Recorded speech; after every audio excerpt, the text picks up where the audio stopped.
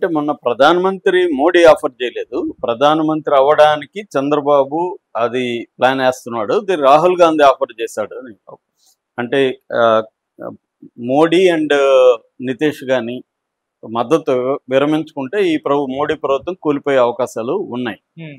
So, దీన్ని ఉపయోగించుకొని కాంగ్రెస్ ప్రభుత్వం చంద్రబాబుతో చర్చల్లో ఉంది అనేది ఒక వార్త గత కొంతకాలం నుంచి వైరల్ అవుతుంది. జగన్ కూడా ఓపెన్‌గానే దాన్ని చెప్పాడు.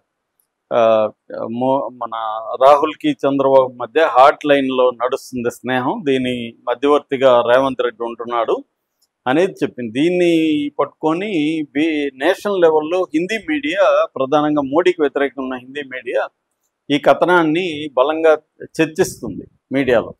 అంటే వాళ్ళ కథనం ఏందంటే ఈ మన బీహార్ ఎన్నికలు నవంబర్లో కంప్లీట్ అవుతాయి. బీహార్ ఎన్నికల తర్వాత బీహార్లో ఎన్డీఏ కానీ ఓడిపోయే అవకాశాలు ఎక్కువ ఉన్నాయి కాబట్టి ఓడిపోతే అప్పుడు నితీష్ కుమార్ కూడా విరమించుకునే అవకాశం ఉంది. ఇటు చంద్రబాబు విరమించుకునే అవకాశం ఉంది. తర్వాత బీహార్లో కొన్ని పార్టీలు ఇతనికి మద్దతు ఇస్తున్నాయి. చిరాగ్ పాస్వాన్ పార్టీ లాంటి వాళ్ళు కూడా మద్దతు ఉపసంహరించుకుంటారు.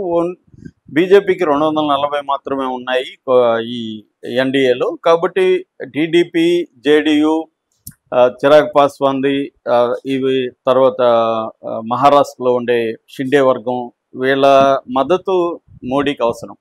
వీళ్ళని ఇంకొక ఇద్దరు డ్రా అయ్యి వీళ్ళిద్దరూ చంద్రబాబు, నితీష్ కానీ పక్కకు వస్తే ఖచ్చితంగా మోడీ ప్రభుత్వానికి ఇబ్బంది. అప్పుడు కాంగ్రెస్ ప్రభుత్వం అంటే ఇండియా బ్లాక్ ప్రభుత్వాన్ని ఫామ్ చేసే అవకాశం ఉంది. ఫామ్ చేయడానికి చంద్రబాబు కీలకం కాబట్టి చంద్రబాబుకి సీఎం ఆఫర్ ఇచ్చారు.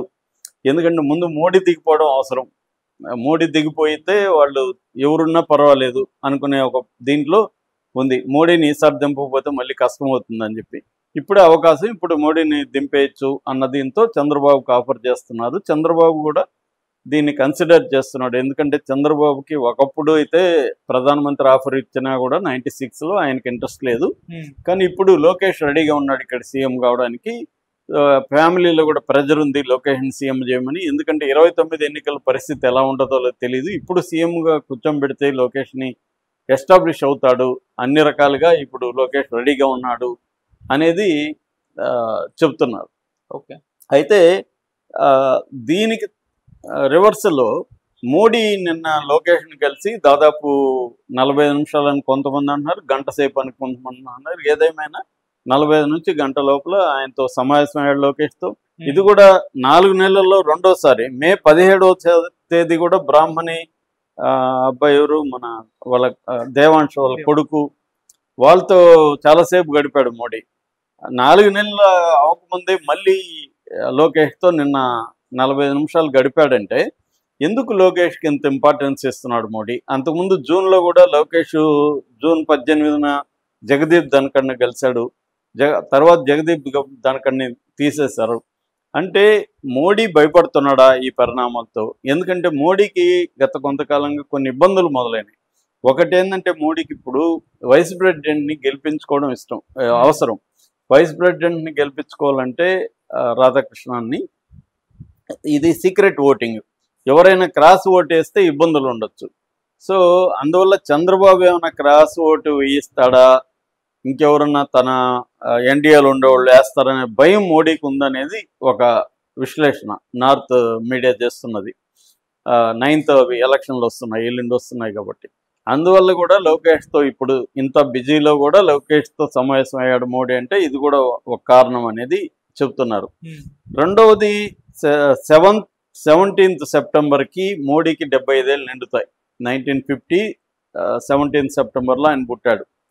75 ఏళ్ళు వాళ్ళ రూల్ ఏం పెట్టుకున్నారు బీజేపీలు అంటే 75 ఏళ్ళు నిండిన వాళ్ళు పదవులు చేపట్టకూడదని రూల్ పెట్టుకున్నారు. అద్వానీ కానీ, మురళీమోహన్ జోషి కానీ ఇలాంటి చాలామందికి 20 నుంచి 30 మంది లీడర్లకి పదవులు ఇవ్వలేదు.